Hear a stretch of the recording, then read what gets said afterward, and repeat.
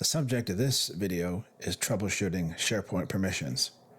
These will introduce concepts such as unique permissions, advanced permissions, and using the permission checker.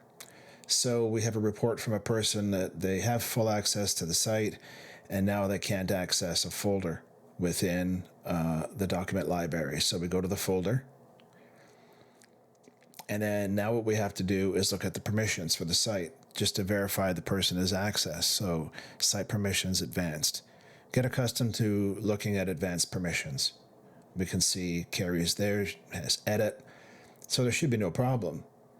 But here comes the play of unique permissions, where you can remove people that have access to the site. You can remove them from specific items like folders, lists, and libraries and files. So we're going to go into advanced, and we see that we don't see her listed. So now we're going to enter her name using the permission checker, and we can see that there's no permissions.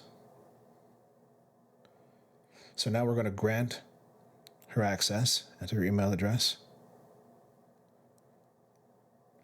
and we click more options. Now share everything will automatically share everything beneath this folder.